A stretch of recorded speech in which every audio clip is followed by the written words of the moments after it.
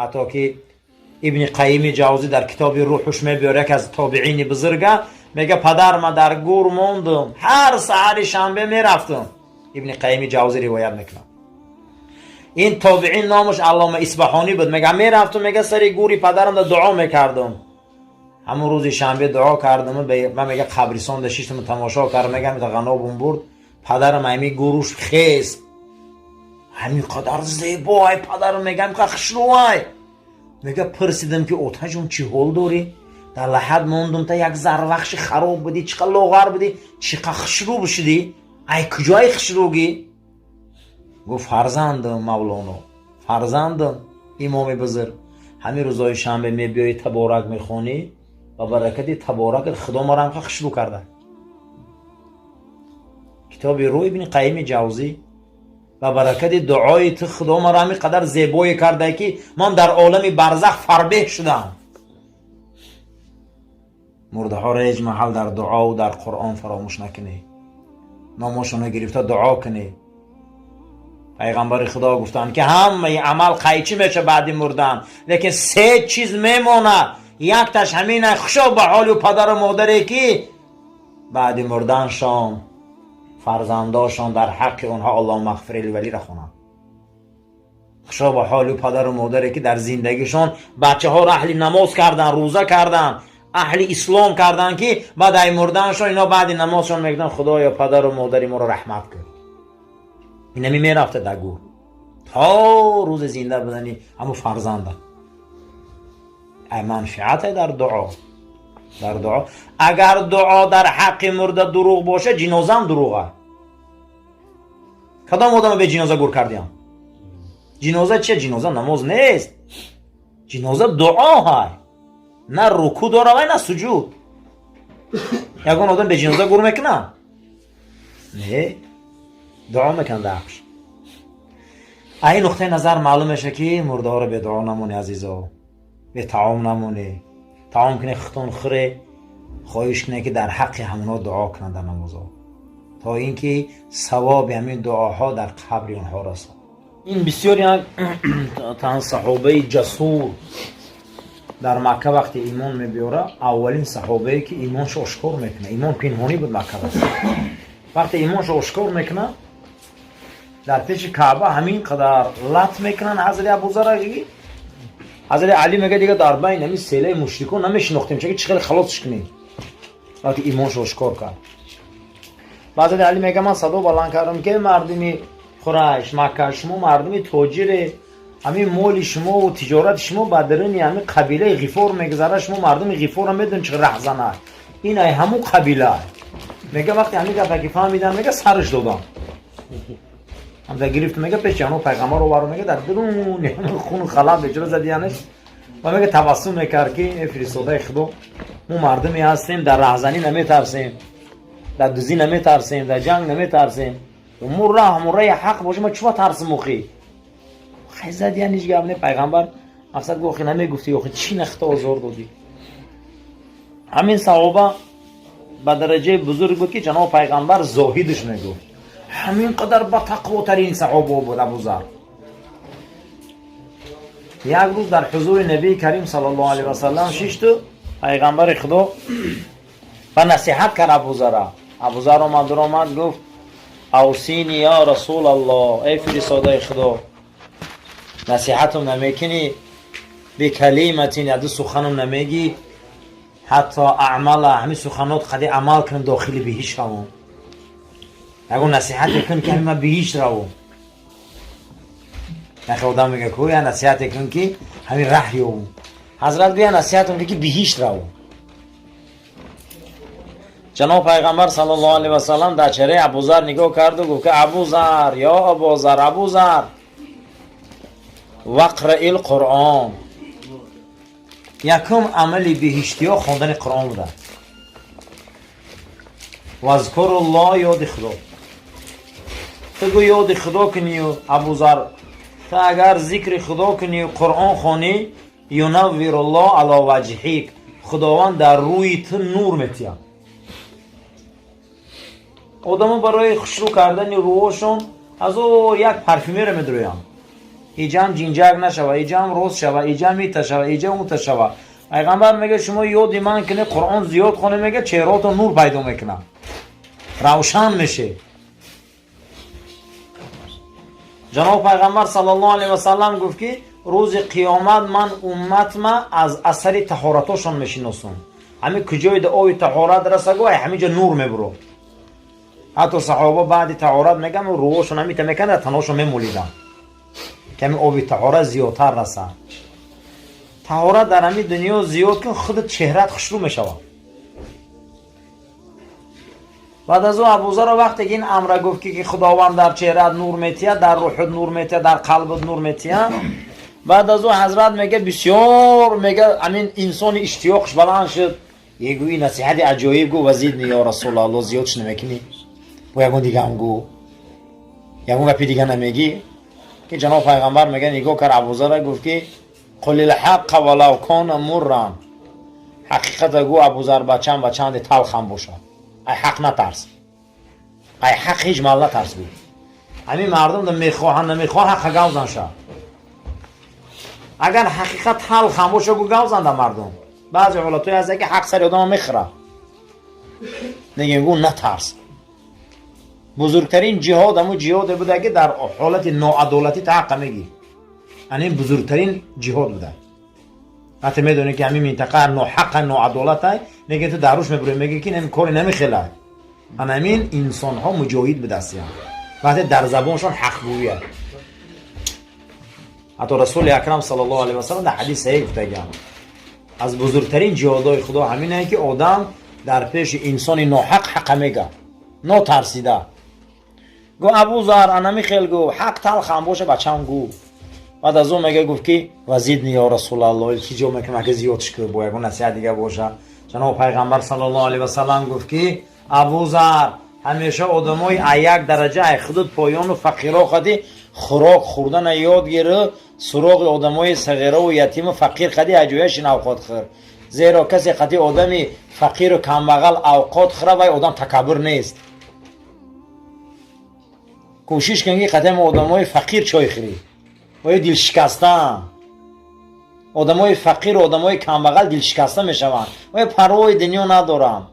حتی که صفت رسول اکرم صلی الله علیه و سلم انس بن مالک قسم میکنه، میگه جلسه کل عبید، پیغمبر در زمین میشیشت رنگ غلامو میشیشت.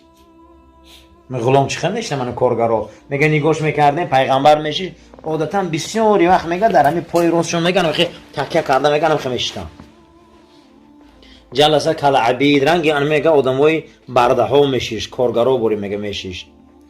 بسیاری حالت میدیده میشه قدی آدمای فقیر و نادار و کارگری بازار که آدمای خیلی فقیرن هم قدی نام میخور، میگه و یا نمیشناختن شا این میرخته و نام میخور قدی ما صحبت میکرد و یا قدی خنده کرده میشیشت. میگه اینو آدمای هستن که قلباشون صافه، اینو بسیاری چیزا نمیدونن. میگه ابوذر میخوایی همیشه فقیر و ناتوانو قدیش چای خور وره کفتاشون قب دیلتهیشون که اگر این خصلت در تو باشه هم خیلی آدم ها را دوست داری، پروردگار قلبی تره کیب را دور میکنه. بعد از او گفت که فرستاده خدا زیادش که اکنون فوریدم که عملای بیشتی همین بده. و ابوذر کدام خیشت که قطیت قهری میکنه تو یکم رفت اشتی که و قهری میکنه تو یکم رفت اشتی که. زیرا خدا گفته که کسی با خیش تبارش اگر آشتی میکنه با خدا آشتی کرده، کسی با خیش تبارش قهری میکنه با خدا قهری کرده.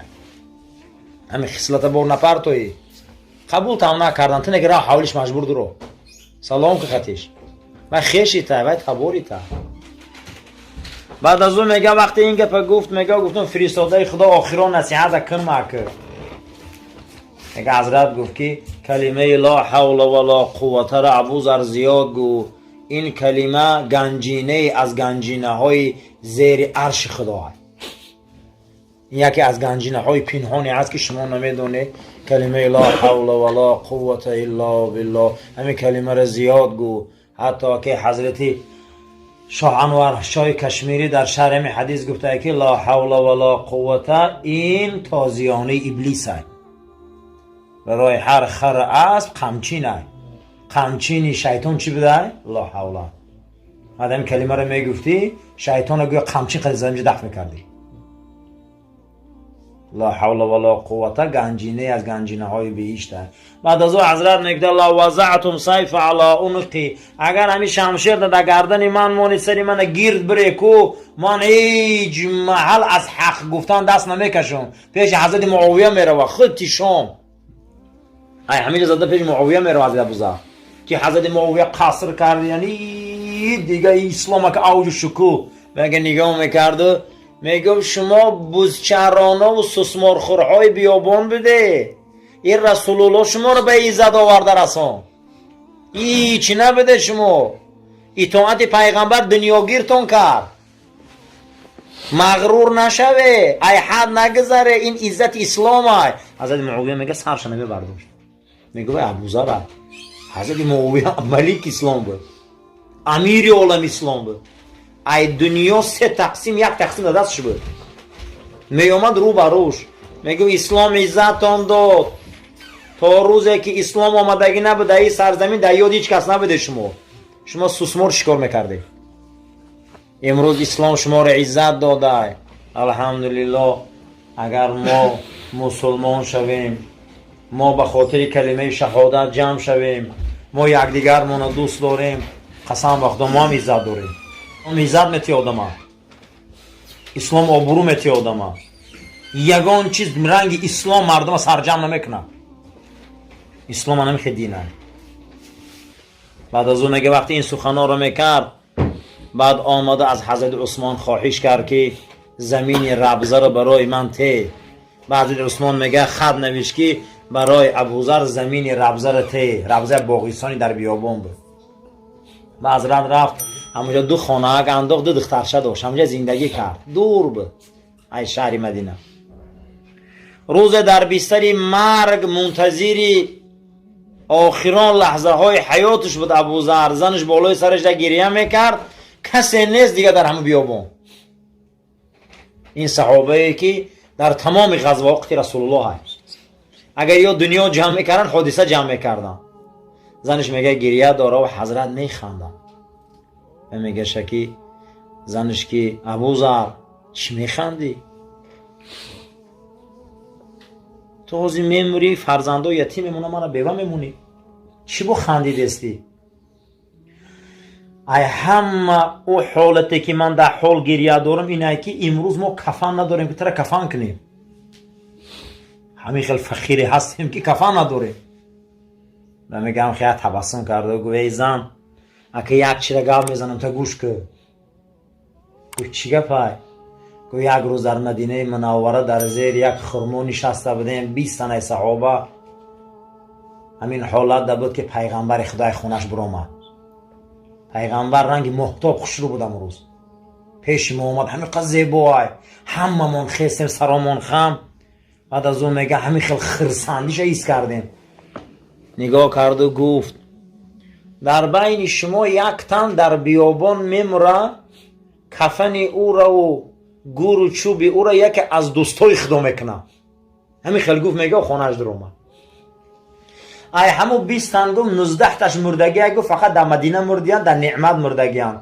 ای همون 20 تن گفت یا من مردگیم تمام، همین بودیه ده من گفت امروز من در معجزه پیغمبر گفت هیچ مال شک ندارم، این حقی گفت کدام دوستی خدا حضور میبیگو خونه ما که هموتا کاروانی بزرگ عبدالله ابن عمر میگذشت که از عبدالله میپرسه که این خونه که خونه فقیران در بین با؟ گفتن خونه ابوذر. حضرت بشه تاجری کلام بود. بگو کاروان گردانی من یگان روزی عمر ما پدر ما به ابوذر دیدگی نیستم، دوستی عمر بدوتم یا زیارتش کنیم. حضرت عمر میگه درآمد که ابوذر در کام مرگ عبدالله هم دستش قپید هم سیله کرد سرش. بعد از اون نصیحت های آهسته آهسته ابوذر به گوش عبدالله میرسه. عبدالله ما شمشیرتای در غلاف بودیم در پیش رسول الله، چخله میخواست ما را میکشید. ما در راه اسلام یگان مراتبه درها نبودیم، ما درویه نبودیم، ما مردک بودیم. امروز روز فرا رسیده، روز امتحان، ما هم که زندگی را گذراندیم، لیکن یگان مراتبه دین مون و آیین مون پس نکردیم.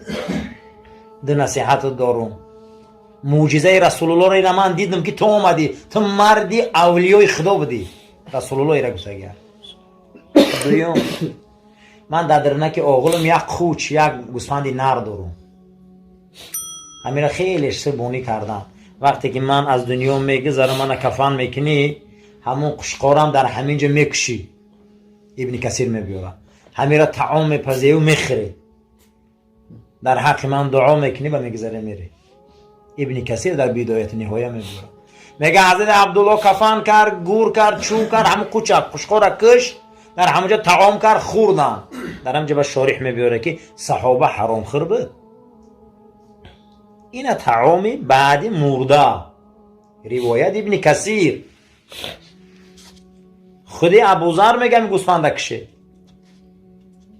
برای همین مرده ها رو فراموش نکنه در دعاهاتون، مرده ها رو فراموش نکنه در طعاماتون. هیچ گم نداره. بیخی کعبه در حضرت اجازت نماز دادن، پیامبر نماز خونده بود، دستاره بور در برابر گشا رسان نماز میگه میتا به حضور دل نماز خونده بود، در سجده رفت سبحان ربی الاعلی گفتند که از بنی عبدالدار یک شتر کشتگی بودن، شکمباش بیرون نموندگی بودن. 5 نفر، عقبه ابن ابی معید، اسود ابن عبدالیغوث، این نفرای به سعادت همشان آمدن و همون شکمبه ها رو آوردن. اکنون پیغمبر به صاحب تر دیدن، برای که ابو طالب مردگی هست.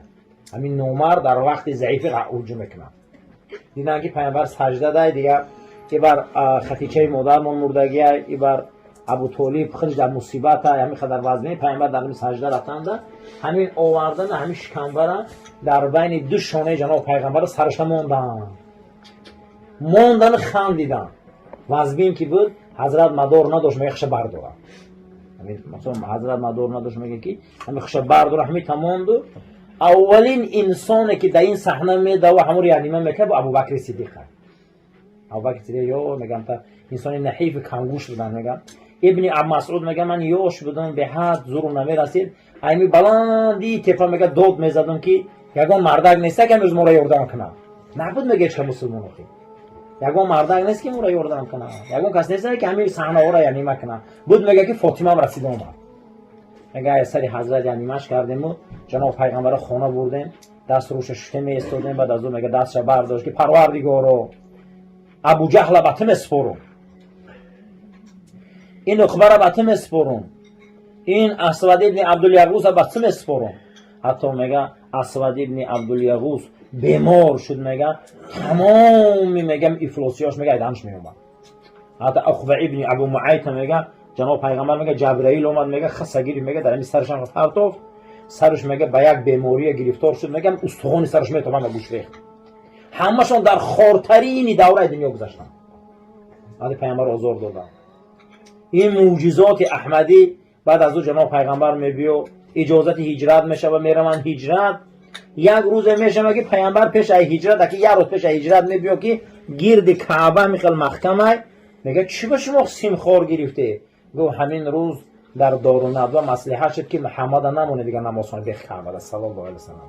سیم تور گرفتن من اجازت نیست و پیغمبر گفت که آخه من یک بار نماز خونم دیگه نمیبیام، میدونید که پگه هجرت میره اجازت چه دیگه یک بار نماز خونم. من گفت نه اجازت نیست برای جا گو غمتی. عثمان ابن ابی طلحه عثمان من یک بار میگم یک بار نماز خونم، گفت نه اجازت نیست. و پیغمبر میگه کن زری بر اومدن گفتن که عثمان یک روز میشم که من این سیم خورا رو میکنم، این بوتا را نیست میکنم، این روز میبیایم کعبه را برای دنیا آزاد میکنم، این روز میبیام گفتالی بر رفت. همین رفت که حضرت 9 سال بعد با 100,000 سپاهی اومد.